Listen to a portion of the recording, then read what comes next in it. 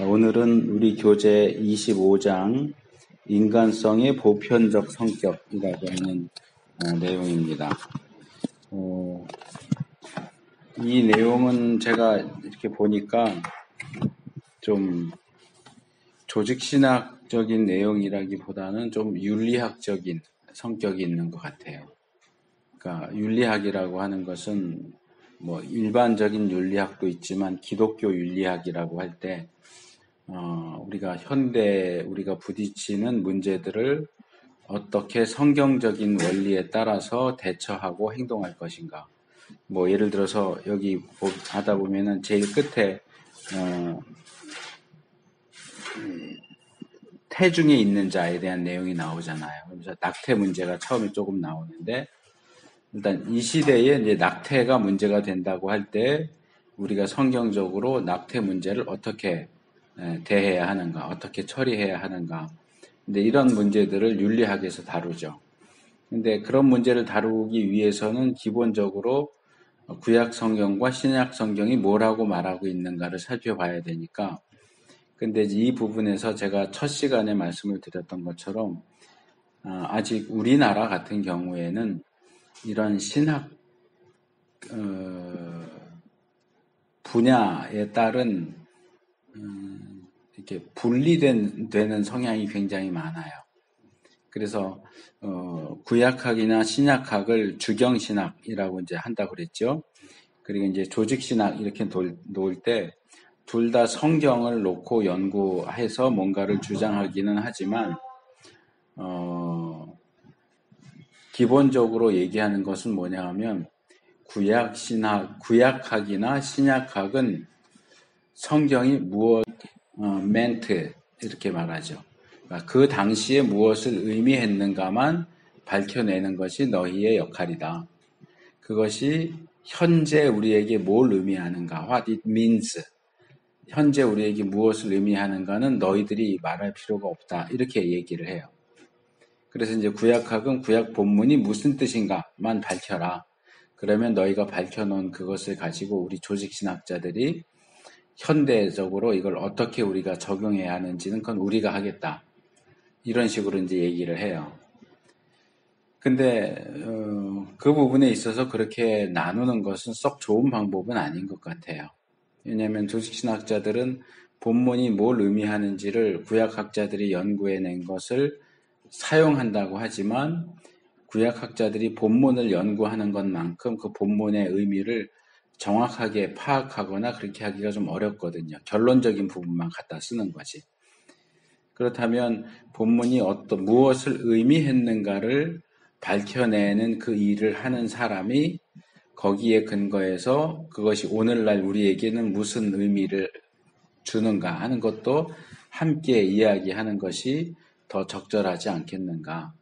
그러다 보니까 이제 조직신학 쪽에서 한 분야로서 윤리학을 다룰 때는 뭐 기독교 윤리학 이런 식으로 얘기를 하고 구약학자가 구약에 근거해서 윤리학을 얘기할 때는 구약 윤리학, 신약학자가 할 때는 신약 윤리학 이런 식으로 얘기를 해요. 그래서 실천적인 측면에 대해서 주경신학자들은 아무 말도 할 것이 없는가 하는 부분에 있어서 그렇게 너무 둘로 딱 나누어 버리는 그런 현재의 그런 추세는 썩 좋은 태도는 아니다. 그래서 구약을 연구하고 신약을 연구하는 사람들도 그 본문에 대한 연구에 근거해서 그것이 오늘날 우리에게 무슨 의미가 있고 우리에게 무엇을 요구하는지를 이야기할 자격이 충분히 있다. 조직신학자들만 해야 되는 건 아니다. 생각이 들고요. 어쨌든 이 본문도 중간중간에 보면 구약에 나오는 본문, 신약에 나오는 본문들을 어느 정도 이렇게 세세하게 나오지는 않지만 이렇게 해석을 하면서 이러이러하기 때문에 이 문제는 우리가 이렇게 봐야 된다 이렇게 얘기를 하죠. 그게 이제 기본적으로 조직신학에서 하는 윤리학을 다루는 방식이에요. 그래서 여기 보시면 모든 인류, 두 성, 모든 경제적 신분에 있는 사람들, 노인, 태중에 있는 자, 결혼하지 않는 자, 아는 자 이렇게 해서 6개의 항목이 나오고요. 그러니까 여기서 다루려고 하는 건 뭐냐 하면 우리가 여지까지 성경이 인간에 대해서 뭐라고 가르치는가를 살펴봤잖아요. 그러니까 그 가르침에 근거해서 우리 인간 사회 안에 여기 있는 것처럼 여긴 모든 인류라고 해놨지만 내용을 읽어보면 이건 인종 문제예요. 인종. 백인, 흑인, 확인 이런 인종 문제. 사람 사이에 이렇게 구분이 있잖아요. 사람이 다 똑같은 게 아니고 피부가 하얀 사람, 검은 사람, 황색인 사람 이렇게 나눠지는데 이런 문제는 어떻게 우리가 이해하고 어떻게 대처해야 하는가. 우리나라는 좀 덜한데 요즘 조금 부각되긴 하지만 외국인 노동자들 때문에 미국 같은 경우는 그 이름에 있는 것처럼 합중국이잖아요. 미국 합중국 여러 나라 여러 민족 사람들이 모여서 하나의 나라를 이루었기 때문에 미국 같은 경우는 그 내부적으로 인종 문제가 굉장히 심해요. 더군다나 흑인 노예 제도가 있었던 나라이기 때문에 아직도 백인과 흑인 또 황인에 대한 어떤 편견과 뭐 때로는 테러도 가하고 이런 문제가 심하기 때문에 미국 안에는 이 인종 문제가 굉장히 심각합니다. 그러다 보니까 뭐 흑인 신학 이런 것도 나와요. 흑인 입장에서 성경을 어떻게 봐야 하느냐. 너희들이 이제까지 기독교의 역사와 기독교의 어떤 교리를 다룰 때 대부분이 백인종을 중심으로 해서 성경을 읽고 해석해 왔는데 과연 너희들이 보는 것과 우리들이 보는 것이 같겠느냐. 우리는 우리의 방식으로 본다. 그런 식으로 해서 흑인 신학이라는 것도 미국에는 발생되어 있고요. 또 남성과 여성 사이에 문제가 많잖아요. 우리나라도 마찬가지만. 남자들은 여자를 비하하고 여자들은 남자들을 거부하고 그러니까 그런 남자와 여자의 문제를 성경적으로 우리가 어떻게 봐야 하겠는가. 그 다음에 돈이 많은 사람과 없는 사람의 문제, 그 다음에 나이가 젊은 사람과 나이가 많은 사람의 문제, 또 아직 태어나지 않고 태중에 있는 사람들의 경우는 우리가 태아 같은 경우 어떻게 봐야 하는가. 그리고 결혼한 사람과 결혼하지 않은 사람, 독신자들에 대해서는 어떻게 봐야 하는가.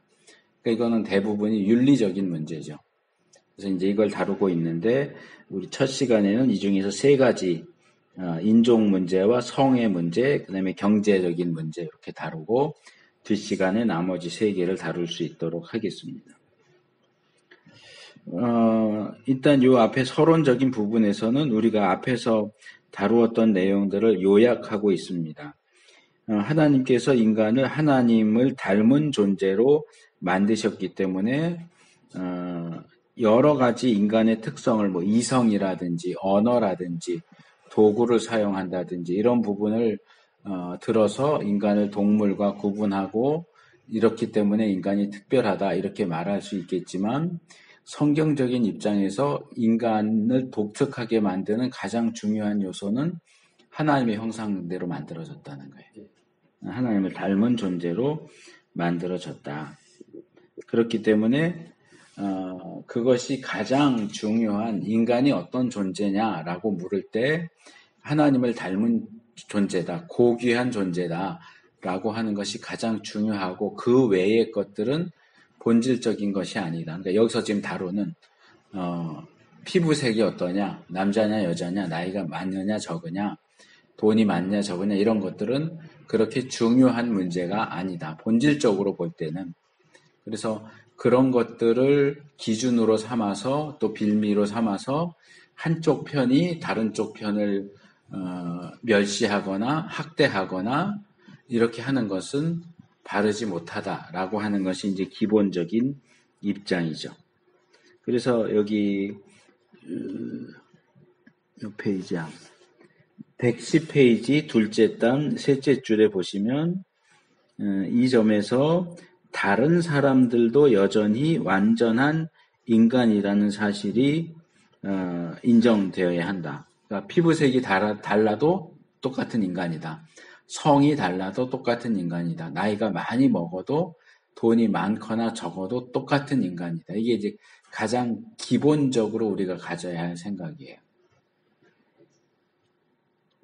그래서 하나님께서 그 마지막 끝에 밑에 셋째 줄 하나님이 다른 동물과는 다른 모습으로 자기 자신의 형상을 따라 인간을 만드실 때 인간에게 부여한 특별한 지위는 인류의 모든 부류에 확대하여 적용된다. 그러니까 모든 인간은, 이 땅에 존재하는 모든 인간은 똑같이 하나님의 형상이고 똑같이 존귀한 존재다.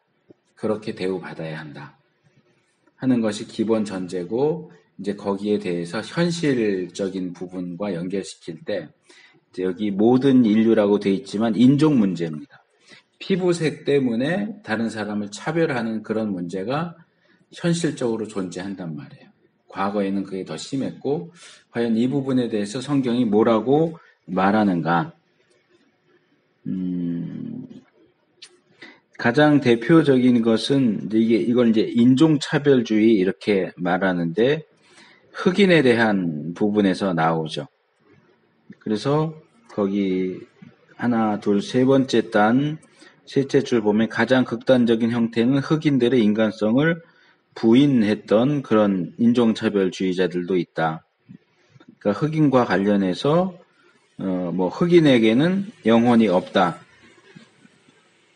라든지, 그렇기 때문에 흑인을 노예로 부리는 것에 전혀 문제가 없다. 그러니까 과거 미국이나 유럽에서 또는 뭐 그 이전에도 꼭 흑인이 아니어도 노예 제도는 굉장히 오래된 구약에도 나오는 제도들이고요. 특별히 이제 인종 문제와 관련해서는 흑인을 노예로 부리는 문제가 대두가 되는데, 기독교인이 하나님을 믿는 사람이 어떻게 똑같은 인간을 노예로 부릴 수 있느냐, 가축처럼 그렇게 대우하고 때리고 팔아넘기고 이렇게 할 수 있느냐라고 할 때, 노예제도를 지지하는 사람들 입장에서는 성경에서 노예제도를 지지한다. 성경이 흑인들을 노예로 부리는 것을 정당하다고 이야기한다. 이런 식의 주장을 하는 거예요. 근데 노예제도, 흑인 노예제도에 대해서 그것의 정당화를 주장하는 근거가 되는 내용 중에 하나는 노아의 아들 셋이 있죠. 홍수가 끝난 후에 셈과 함과 야벳 세 명의 아들이 있었는데, 노아가 포도 농사를 하고 포도주를 마시고 취해서 잤단 말이에요. 자다가 거기는 이제 겉옷이라고 하는 것이 거의 널따란 천 같은 거기 때문에 이렇게 휘휘 둘러서 잡고 다닌단 말이에요. 근데 잘 때는 깔기도 하고 덮기도 하는데, 더우니까 팍 차버리면 그냥 바로 나체가 되는 거예요. 그거를 이제 함이 보면서 형제들한테 흉보듯이 말을 했고, 그것 때문에 이 노아가 함과 함의 아들인 가나안을 저주했단 말이에요. 근데 이제 여기서 사실은 오해인데 어떤 주장이 나오느냐면, 굉장히 오래된 주장인데, 노아의 세 아들이 현재 존재하는 세 종족, 그러니까 피부색을 따른 세 종족의 조상이다라는 식으로 이제 주장이 나오게 돼요. 그래서 셈은 황인종의 조상이고, 함은 흑인의 조상이고, 야벳은 백인의 조상이다. 이런 식으로 이제 주장을 합니다. 그러면서 노아의 저주 가운데 이 가나안은 셈의 노예가 되고 함의 노예가 되라라고 하는 저주가 나온단 말이에요. 그러니까 노아의 저주에 따라서 함의 후손인 흑인을 우리 백인들이 노예로 부리는 것은 전혀 문제가 없다. 이런 식의 이제 주장을, 노예제도, 흑인 노예제도를 지지하는 사람들은 그런 식으로 이제 주장을 하면서, 그 외에도 뭐 이 흑인은 인간이야, 인간의 형태를 갖추고 있기는 하지만 사실은 인간이 아니라 동물이다. 이런 아주 극단적인 주장까지 나옵니다. 그래서 이 부분에 대해서 우리가 어떻게 이해해야 할까? 성경 본문이 과연 그것을 이야기하는지를 우리가 살펴볼 필요가 있는데, 일단 가장 기본적으로 얘기할 수 있는 것은 노아의 세 아들을 세 인종과 연결시키는 것은 전혀 근거가 없다. 물론 기본적으로 셈족, 함족, 야벳족 이렇게 나눠지는 것은 맞지만, 예를 들어서 함족이 다 흑인이냐? 아니에요. 함족의 대표적인 사람들이 지금 팔레스타인 사람들이에요. 이스라엘은 셈족이고요. 그 옆에 있는 다른 현재 팔레스타인 쪽에 살고 있는 이제 이방인이라고 말하죠. 아랍 사람들도 함족이에요. 근데 흑인 아니잖아요. 그리고 이집트 쪽도 함의 후손이에요. 근데 이집트 사람들 흑인이에요? 아니잖아요. 아프리카, 북아프리카에 있지만 흑인이 아니라고요. 그렇기 때문에 그런 것만 봐도 함족은 무조건 흑인이다라고 주장하는 것이 말이 안 돼요. 그리고 또 하나 이제 여기에는 나오지 않지만 과연 노아의 저주가 그렇게 우리가 그걸 받아서 함의 후손들을 노예로 부릴 수 있는 정당성을 제공하는 내용이냐라고 할 때 저는 그 부분에 있어서 조금 견해가 다른데요. 노아가 함을 보통 족장시대나 이런 때 나오면 아브라함이 이삭이 야곱이 자기 아들들을 놓고 이렇게 예언 같은 축복을 하잖아요. 이제 그런 것들에 대해서는 하나님의 뜻에 근거한 그런 내용이다. 이렇게 볼 수 있어요. 야곱이 12아들들에 대해서 창세기 끝부분에서 얘기하는 거라든지 모세가 신명기 끝에서 12지파에 대해서 얘기하는 거라든지 그런 것들은 분명히 우리가 이건 하나님의 뜻이 담겨진 예언이다. 거기에는 지파별로 또는 아들별로 축복을 하는 내용도 나오지만 저주를 하는 내용도 나오거든요. 그러니까 그것이 하나님의 뜻에 근거한 것이기 때문에 우리가 그것을 액면 그대로 받아들일 필요가 있지만 과연 노아의 저주도 그런 것일까? 라고 할 때 내가 볼 때는 그것이 하나님의 뜻이 담겨진 저주라기보다는 노아의 어떤 개인적인 이제 화가 나니까 뭐 우리나라 같은 경우도 뭐 이건 올바른 건 아니지만 부모가 막 화나면 자식을 저주하는 말을 하기도 한다고요. 그게 저주하는 말인지 아닌지 모르고 하는 경우도 있지만 예를 들어서 저 빌어먹을 자식 그런다고요. 이 빌어먹을 자식이 뭐예요? 빌어먹는 게 뭐예요? 거지잖아요. 거지. 빌어먹을 자식 이러면은 저놈은 거지로 인생을 살 놈이야 이런 얘기예요. 근데 어떤 부모가 자기 자식이 거지가 되기를 바라겠어요. 근데 이제 그냥 쓰는 표현이다 보니까 뭐 빌어먹을 자식 뭐 이런 식의 표현도 쓰고 뭐 이제 심한 경우에는 뭐 예를 들어서 육실할 놈 뭐 이런 표현도 쓰잖아요. 근데 이게 의미를 아세요? 육시한다는 게 무슨 말인지 알아요? 이게 조선시대나 그 이전으로 올라가면 정말 극악한 죄를 저지른 사람을 이 손과 발, 네 개에다가 머리 이렇게 해서 끈으로 묶어서 그 한쪽을 다 말이나 소를 붙잡아 매는 거예요. 그래서 한 번에 딱 이 짐승들을 가게 하면 그러니까 보통 오체분시 이렇게 말하거든요. 근데 육시는 뭔가 하나가 더 이제 들어가는 그래서 몸을 찢어 죽이는 형벌이에요. 그러니까 이제 그런 의미를 모르고 일반적으로 욕을 하니까 그냥 욕을 막 하는데 육시할 놈 그러면 몸을 6토막으로 찢어 죽일 놈 그 말이에요. 이게 부모가 자식한테 할 말이 아니죠. 이 저주예요. 그러니까 노아가 함이나 가나안에게 한 그 저주는 제가 볼 때는 하나님의 뜻이 담긴 저주라기보다는 노아의 개인적인 그냥 어떤 느낌이나 그런 감정의 근거에서 나온 그런 저주로 봐야지 그것이 영원히 적용돼야 하는 하나님의 뜻이 담겨진 그런 저주라고 보기는 어렵다 하는 것이 저의 기본적인 입장입니다.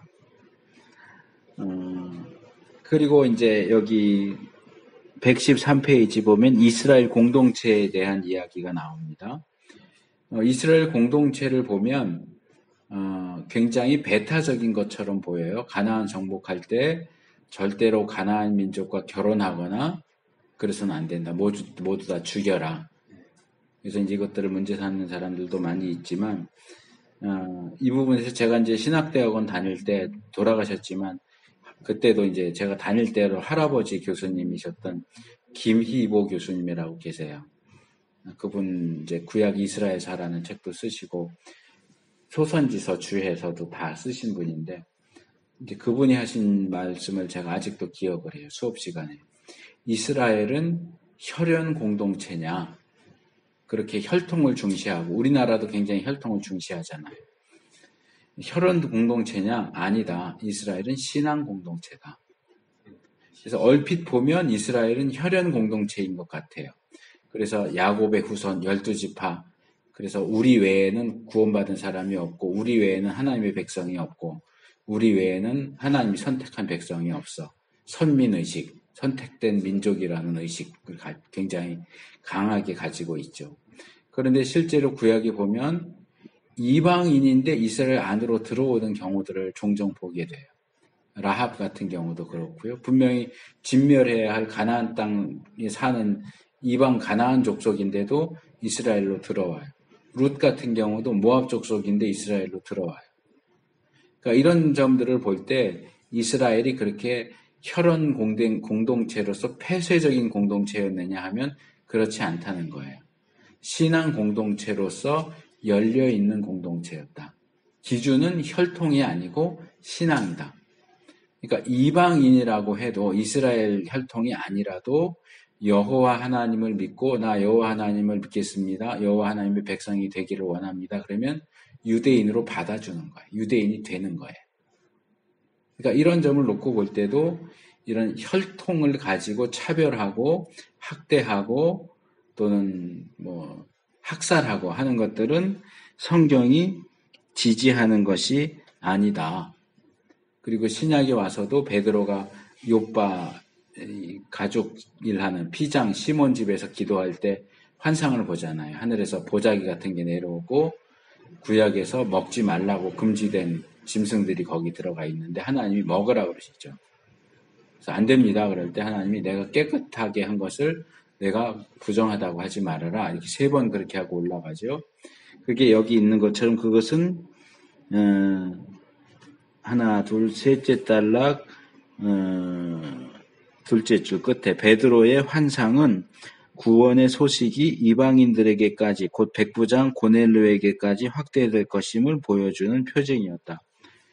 그래서 이전에는 율법, 할례 이런 것들을 놓고 유대인, 이방인 이렇게 나눠서 유대인들은 이방인들을 사실은 개처럼 취급했어요. 이방인들을 개라고 불렀고요. 또 심지어는 지옥의 불쏘시개, 지옥이 어떤 아궁이라고 하면 지옥에 계속 불이 꺼지지 않고 타는데 그 불을 계속 꺼지지 않도록 태우는 장작 같은 존재다. 불쏘시개 같은 존재다. 이방인은 지옥불 피우는 장작이다. 저건 아무 가치가 없어. 이런 식의 이제 태도를 취했는데 사실 이것은 성경적인 시각은 아니에요. 성경은 그렇게 하지 않아요. 유대인들이 자기가 하나님께 선택받은 민족이라는 그 의식을 너무 강하게 갖다 보니까 이방인에 대해서 배타적인 태도를 취하게 된 것이지 성경이 그런 태도를 가르치지 않는다는 거예요. 왜냐하면 성경 전반적인 내용을 보면 물론 구약에 보면 하나님께서 이스라엘을 선택하셨어요. 하나님의 백성으로. 근데 이스라엘을 선택하신 것이 이스라엘만 구원받고 이스라엘만 복받고 하기 위해서 선택하신 것이 아니라 이스라엘을 통해서 이방 민족도 구원받고 복받도록 하기 위해서 하나의 도구로 선택하신 것이란 말이에요. 아까도 우리 형제님이 창세기 12장 앞에 나오는 1절에서 3절 얘기했지만 거기 뭐라고 돼 있어? 너는 복이 될지라. 예전 개역에는 복의 근원이 될지라. 그게 무슨 말이에요? 너로 말미암아 모든 이방 민족이 복을 받게 될 것이다. 하나님이 아브라함을 부르신 것은 아브라함만 잘 먹고 잘 살라고 부르신 게 아니고 아브라함을 통해서 이방 민족들이 복을 얻을 수 있도록 하는 계획이 있었어요. 그러니까 아브라함이 선택된 것은 이방인들도 복을 받도록 하기 위해서 선택된 거예요. 그게 신약으로 오면 바울도 비슷한 케이스예요. 바울이 처음에는 바리새파 그 입장에서 기독교를 굉장히 박해했단 말이에요. 기독교를 박해하고 기독교인들을 잡아다 가두고 대표적으로 스데반을 돌로 맞아 죽게 하는데 가장 중심적인 역할을 한 게 바울이란 말이에요. 근데 그런 바울을 하나님이 부르셨어요. 그래서 바울의 소명기사 사도행전이나 그 외에 바울 서신에 나오는 구절들 몇몇 개를 찾아보면 바울이 무슨 생각을 가지고 있었는가를 알 수 있는데 바울이 로마서에서 뭐라고 그래요? 나는 헬라인에게나 이방인에게나 빚진 자다. 그러니까 하나님을 믿지 않는 사람들에게 내가 빚을 졌다라고 말해요. 무슨 빚을 졌느냐? 바울은 자신이 하나님에 의해서 부름받고 구원받은 것은 자기가 이방인들에게 복음을 전하기 위한 도구로 선택됐기 때문이다라고 생각을 해요. 그래서 많은 핍박과 고난 가운데서도 이방인에게 복음을 전하는데 그는 내가 이방인들에게 이렇게 복음을 전하지만 자랑할 게 없다. 왜냐하면 부득불 해야 되는 일이기 때문이다. 왜? 내가 왜 구원받았느냐? 이방인을 구원받게 하기 위해서 내가 구원받았다. 다시 말하면 이방인 때문에 구원받았다. 그러니까 구원받은 이유와 목적이 이방인들의 구원이에요. 이방인 때문에 구원받았는데 어떻게 이방인에게 복음 전하는 일을 하지 않을 수 있느냐는 거예요. 그러니까 내가 이 일을 한다고 해서 칭찬받을 것도 없고 자랑할 것도 없고 빚을 진 사람이 빚 갚는 게 그게 자랑할 일이 아니잖아요. 물론 빚 갚았으니까 잘했어 이럴 수도 있겠지만 돈 빌린 사람이 돈 갚으면서 막 잘난 체하고 뻥기고 그럴 수 없잖아요. 당연히 갚아야 되는 건데. 그러니까 바울이 이방인에게 복음을 전하는 것은 당연히 전해야 하는 것이다라고 말하는 거예요. 그러니까 하나님이 아브라함을 부르신 것과 바울을 부르신 것은 이스라엘을 부르시고 교회를 부르신 것하고 똑같아요. 그러니까 이스라엘이 이방인을 위해서 존재한다. 근데 오히려 이스라엘이 역사 속에서 보면 이방인을 멸시하고 함부로 대하고 그랬기 때문에 이스라엘이 망한 거예요. 그 일을 하라고 불렀는데 그 일을 안 하고 딴짓을 하고 있는 거예요. 근데 오늘날 교회들은 그런 비슷한 태도를 취해요. 이스라엘은 이방인에 대해서, 교회는 불신자에 대해서. 교회가 왜 존재하느냐? 물론 하나님을 예배하기 위한 공동체이긴 하지만 하나님이 교회를 부르신 것은 교회를 통해서 불신자들에게 복음이 전해지고 불신자들이 구원을 받도록 하기 위해서 교회를 부르신 거예요. 그런데 교회가 유대인이 이방인들을 개로 여겼던 것처럼 교회가 불신자들을 개라고 생각하면서 저것들은 지옥 가야 마땅해. 지옥 가도 싸.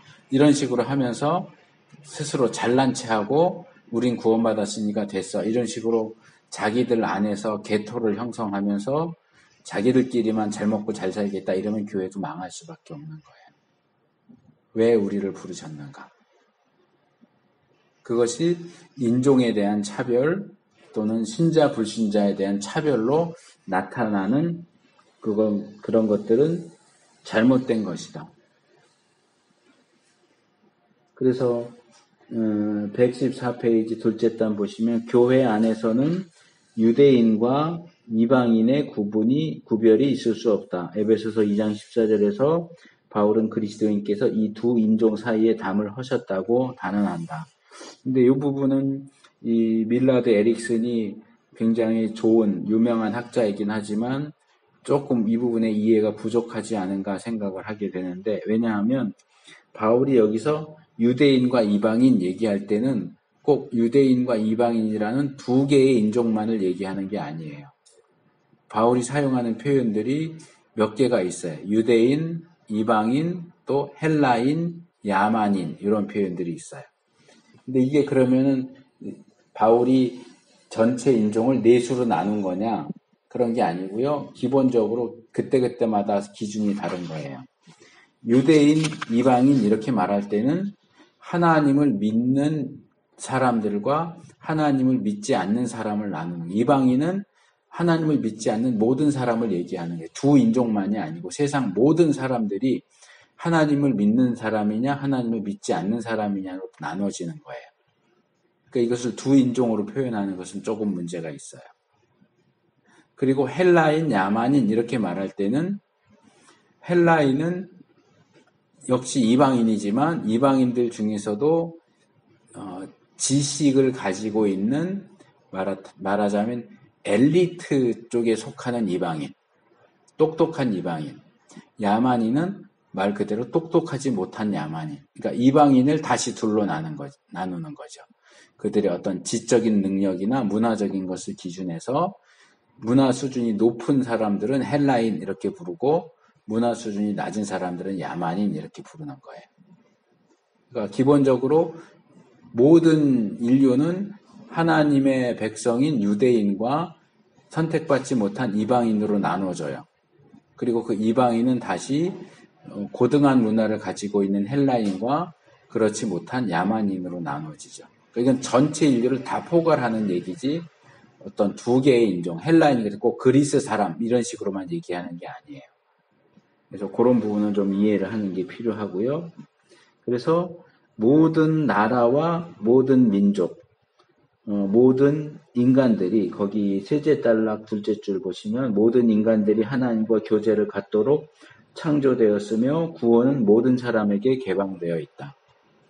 모든 사람. 그래서 흑인, 백인은 구원에 대해서 100% 열려 있고 흑인은 구원에 대해서 10%만 열려 있다. 그런 게 아니고 백인이든 흑인이든 황인이든 똑같은 존재로 하나님 앞에 서 있고 똑같이 구원에 대해서 열려 있는 존재라는 사실을 우리가 기억하고 똑같은 가치를 가진 인간이다.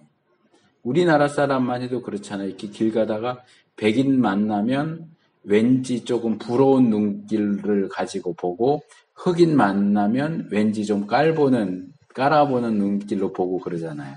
백인은 왠지 우리보다 좀 나아 보이고 흑인은 우리보다 좀 못나 보이고 이런 식의 태도를 취하는 경우가 많은데 그런 것들 잘못이란 말이에요. 외국인 노동자들 대할 때도 우리나라보다 못 사는 나라에서 온 우리보다 좀 더 까무잡잡한 존재들, 못난 것들 이런 식의 태도를 취하는 것은 성경이 가르치는 원리와 맞지 않는다는 거죠.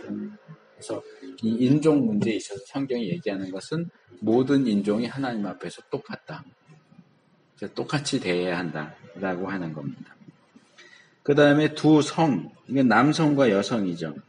근데 그대로 올라갈수록 여자들은 마치 이 흑인들처럼 인간이 아닌 것처럼 대우를 받았어요. 투표를 하는데 여자들도 투표권을 가지고 행사할 수 있게 된 것이 그렇게 오래되지 않아요. 근대에 들어와서 여자들도 똑같이 투표권 줘야 된다. 그래서 투표권을 갖게 된 것이 그 이전으로 올라가면 여자들은 투표권도 못 받았어요. 그래서 우리가 성경을 보면 구약이든 신약이든 사람 수를 셀 때 여자를 안 세요. 네. 그래서 출애굽할 때도 뭐라 그래? 장정만 20살 넘은 남자만 60만이었다 이렇게 얘기해요. 그래서 보통 이제 인구 구성을 놓고 볼 때 성인 남자가 그 정도면 여자들, 아이들, 노인들 이렇게 하면 출애굽 인구가 200만 정도 될 거다 이렇게 생각을 하는 거죠. 예수님이 오병이어로 사람들을 먹이셨을 때도 3,000명 그랬는데 그 3,000명은 성인 남자 숫자만 3,000명인 거예요. 그러니까 거기다 여자들, 아이들, 노인들을 숫자를 더하면 훨씬 많아지는 거죠. 그래서 그렇게 성경이 여자들을 수를 셀 때도 수에 넣지 않지 않았느냐? 그러니까 지금도 그래야 된다 이렇게 주장할 수는 없어요. 왜냐하면 성경이 기록된 시대의 문화적인 어떤 그런 것들이 반영된 것일 뿐이지 그렇다고 해서 성경이 여자는 인간이 아니다. 수에 칠 가치도 없다. 이렇게 얘기하느냐 하면 그렇지 않다는 거죠. 그래서 여자도 남자와 다를 것이 없는 똑같은 인간이다 하는 점에서 우리가 이 여자의 창조에 대한 부분부터 살펴볼 필요가 있다 이렇게 보는 거죠. 그래서 이 여자까지는 해야 될 것 같네요. 남자와 여자는 하나님 앞에서 저는 이 표현 참 좋아하는데요. 115페이지 둘째 줄 보시면 여자가 동등한 신분을 가지고 있음을 시사해주는 암시들이 있다 그러죠. 동등. 저는 보통 남녀 평등 그러잖아요. 저는 평등이라는 단어보다는 동등이 더 좋다고 생각을 해요. 왜냐하면 저 개인적인 느낌일 수 있는데 평등 그러면 남자와 여자가 똑같다 그런 느낌이 와요. 근데 사실 남자와 여자가 똑같지 않잖아요. 응. 구조도 다르고 힘쓰는 것도 다르고 생각하는 방식도 달라요. 그러니까 남녀 평등을 얘기하면 이제 남자는 그럼 왜 여자는 군대 안 가? 뭐 이러고 여자들은 왜 그럼 남자는 애 안 낳아? 이러잖아. 그 평등을 놓고 얘기할 때 그런 거거든요. 다르거든요. 남자와 여자는 똑같지 않아요. 달라요. 둘 다 똑같은 사람이지만 똑같지 않아요. 하지만 그 가치에 있어서는 같죠. 똑같이 인간으로서의 가치를 가져요. 남자라고 인간으로서의 가치가 높은 게 아니고 여자라서 인간의 가치가 낮은 게 아니고 둘 다 똑같은 동일한 가치를 갖는다. 저는 이 동등이라는 표현이 좀 그런 의미로 와 닿아요. 그래서 남녀는 평등한 것이 아니고 동등한 것이다. 이렇게 표현하는 것이 훨씬 좋은 표현이라고 생각을 해요. 그래서 하나님께서 창세기 1장에도 인간을 하나님의 형상으로 따라 만드셨는데 남자와 여자로 만드셨다. 남자만 하나님 형상이냐 여자도 하나님의 형상이다 하는 것을 분명히 얘기하고 있죠.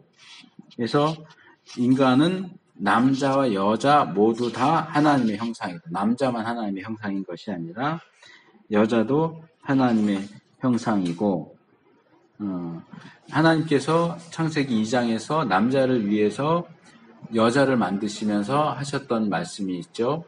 남자가 독처하는 것이 좋지 않기 때문에 내가 그에게 돕는 배필을 만들어 주겠다 하고 여자를 만들어요. 그래서 이 돕는 배필이라고 하는 표현이 사실 번역이 참 나쁘게 된 번역이에요. 좋은 번역이 아니에요. 돕는 배필이라고 성경이 나오기 때문에 대부분의 사람들이 여자들은 조력자, 남자가 주연, 여자는 조연, 여자는 엑스트라 이렇게 보는 거죠. 그래서 돕는 자라는 표현에서도 여자는 헬퍼 이런 식으로 얘기하는데 이게 그런 의미가 아니라는 거예요. 여기 사용된 원어가 에제르 케네그도라고 하는 거예요. 이 케네그도라고 하는 것은 여기 나오는데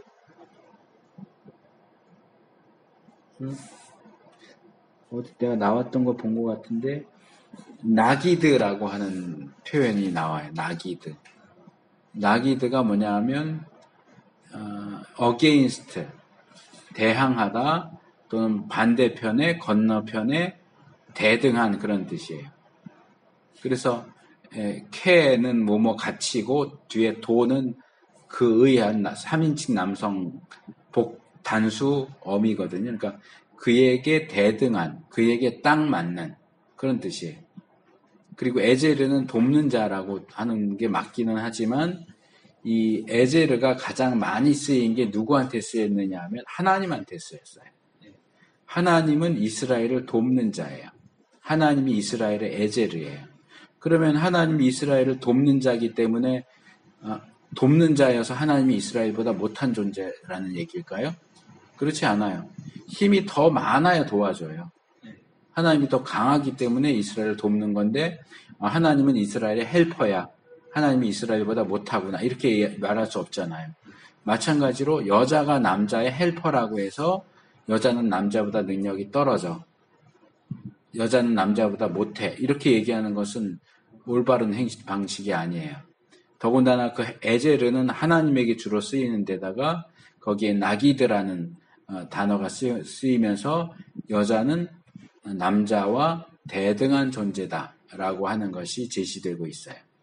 그래서 창조 때부터 여자가 남자에게 종속되는 존재, 남자보다 못한 존재로 만들어진 것이 아니라 남자와 대등한 존재로 만들어졌다라고 하는 것도 볼 수 있죠. 그리고 성경 전체 역사를 볼 때도 조금 드문 편이긴 하지만 그 시대가 그렇기 때문에 드문 편이기는 하지만 여자들이 항상 숨어 있고 뒤로 빠져 있고 그랬던 것만은 아닌데 여기 몇 명 예를 들죠. 미리암이라든가 드보라라든가 에스더 같은 경우에 여자지만 상당히 중요한 역할을 감당했다.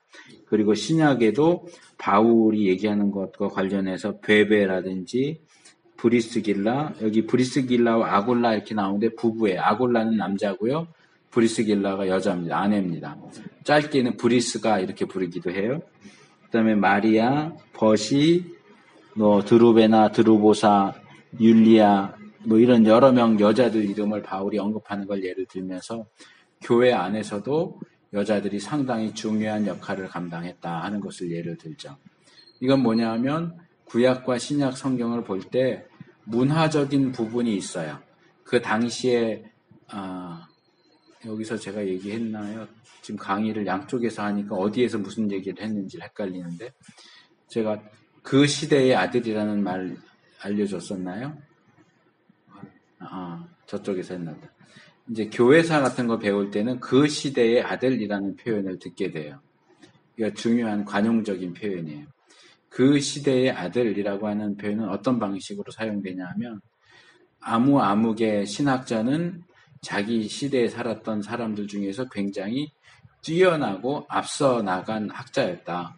그러나 그도 그 시대의 아들이었다. 이렇게 얘기를 합니다. 그건 뭐냐 하면 이 시대적인 환경적인 것을 벗어나지 못한다는 거예요. 그 영향을 받아요. 그래서 아무리 뛰어나도 그 시대의 전반적인 흐름이나 태도를 벗어나는 경우가 그렇게 많지 않아요. 대부분은 그 시대 안에 속해 있는 사람으로서 아무리 조금 더 생각이 먼저 트이고 이랬다고 해도 그 시대의 그런 생각이나 관습 같은 것을 뛰어넘지 못하는 것을 보게 됩니다. 그럴 때 그걸 가르쳐서 그 시대의 아들 이렇게 표현을 한단 말이에요. 그러니까 구약 성경, 신약 성경도 그것을 기록한 사람들이 이중 저자로서 하나님이 저자이시기도 하지만 각각의 책을 기록한 인간 저자도 있잖아요. 근데 그 인간 저자도 그 시대의 아들이에요. 그러니까 자기가 살던 시대에 예를 들어서 몇 명 모였어? 그러면 여자 빼고 남자만 계산하다 보니까 이 사람들도 성경을 기록한 사람들도 여자 빼고 남자를 기록한 거예요. 그러니까 그건 문화적인 부분이에요. 그러니까 구약과 신약의 사람들도 저자들도 여자를 뺐다. 그러니까 여자는 그게 중요하지 않아. 지금도 그렇게 지금은 너무 여자를 대우를 잘해주는 거 이런 식으로 하는 것은 성경적인 게 아니고 오히려 성경이 여자들에 대해서 얘기하는 내용을 보면 여자도 남자와 조금도 다를 바 없이 하나님의 형상이다 하는 것을 이야기합니다. 그렇기 때문에 남자와 여자가 동등한 존재로서 서로의 가치를 인정해주고 그러니까 요즘 그 여성 해방 운동은 사실 염려스러운 부분이 있어요. 동등을 지향하는 게 아니라 과거에 남자들이 여자를 짓눌렀고 지배했으니까 이제 이번은 반대로 여자들이 남자를 짓누르고 지배하겠다라는 식으로까지 가요. 우리가 동등한 존재인데 우리 왜 이렇게 짓눌렀어? 우리 똑같아. 같은 가치를 가지고 대등하게 해야 돼. 이렇게 하는 선을 넘어서는 모습들을 많이 봐요.